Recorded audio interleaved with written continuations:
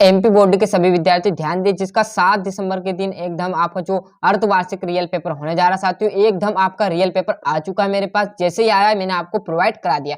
यदि जिस बच्चे को 75 में से 75 अंक का चाहिए ना, वो इस पेपर को याद करके चला जाना। ऑल एमपी में यही पेपर देखने को आपको मिलेगा। जो भी आपको 7 दिसंबर के भरोसा नहीं हो तो परीक्षा हाल में जरूर देखिएगा। पेपर देखते ही सर की याद आ जाएगी, सर ने ऐसा पेपर बताया हुआ था। कैप्टन चश्मे वाला, दूसरे में सही न्याय, तीसरे में आ जाएगा मधु कांगरिया की रीतिकाल की समय सीमा मानी गई थी, तो सन 1683 से 1883 तक। नागार्जुन आ जाएगा, एक ही शब्द एक से अधिक बार आवृत्ति हो वहां अलंकार कहलाता है, तो आपका अनुरूपक प्रकाश।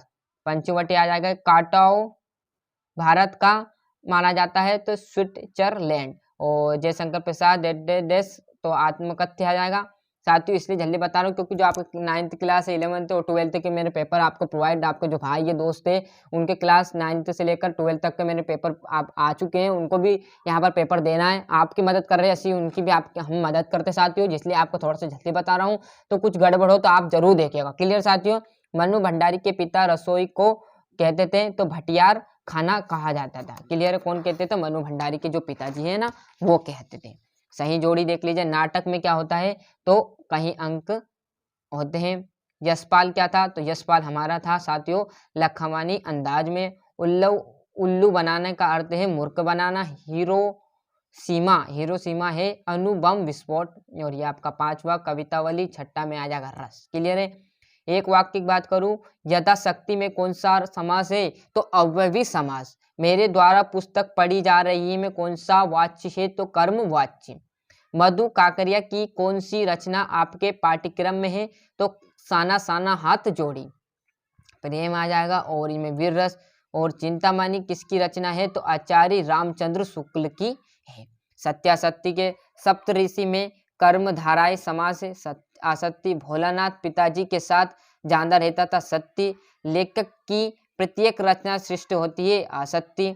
और यहाँ पर सत्य चौपाई छंद में 16 मात्रा होती, बिल्कुल सत्य रहने वाला है। बाल गोविंद भगत कबीर को साहस मानते थे, तो ये बात सत्य। क्लियर है। यहाँ से देखिएगा आप छठे प्रश्न, काशी में हो रहे कौन से परिवर्तन बिस्मिल्लाह खां को व्यतीत करते हैं। भगत की पुत्र वधु उन्हें अकेले क्यों नहीं छेड़ना चाहती थी, ये देख लीजिए 8वां 9वां। क्लियर है। यहाँ से 10वां से आप अच्छे से स्क्रीनशॉट ले लीजिए साथियों फटाफट। आप तो 10वां 11वां 12वां बहुत ही सिंपल इस बार प्रश्न रहने वाले। यहाँ तक आप देखिएगा 17 प्रश्न तक नाटक एकांकी मंत्र। चाहते ऐसे बहुत सारे प्रश्न जो इस चैनल पर हमने प्रोवाइड करा दी, ये नहीं याद तो इस चैनल पर, हमारे चैनल पर आपको मिल जाएंगे पूरे के पूरे क्वेश्चन। अधिकतर आईएमपी मैंने बताया तो वही पेपर में आए हुए। ऐसा नहीं कि पूरा पेपर ही आ गया, गंज क्वेश्चन डाल दिए हमने, बहुत सारे क्वेश्चन डाले तो उसमें तो कुछ कुछ आपके पूरे फंस चुके हैं।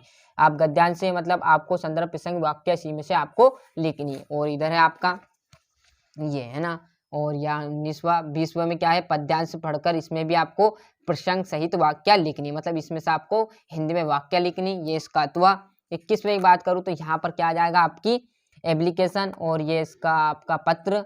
और 22वें की बात करूँ तो आपका निबंध। और 23वां लास्ट जो बचा हुआ है इसमें आ जाएगा पद्यांश को पढ़कर उसके आंसर लिखने, मतलब ये आपका गद्यांश है, इसी में से आपको जो आंसर है वो आपको लिखना है। आया गया समझ में साथियों। तो ये था हमारा कौन सा हिंदी का जो सेट सी था, आराम से आपको पूरा मैंने प्रोवाइड कराने की कोशिश की, हालांकि आपको समझ में आ चुका होगा। वीडियो से आपको थोड़ी मदद मिलती हो तो वीडियो को लाइक कीजिए, सब्सक्राइब कीजिए, और अभी तक हमारे चैनल को सब्सक्राइब नहीं किया तो फटाफट चैनल सब्सक्राइब कर लीजिए, साथ ही साथ नोटिफिकेशन ऑन करते चलिएगा।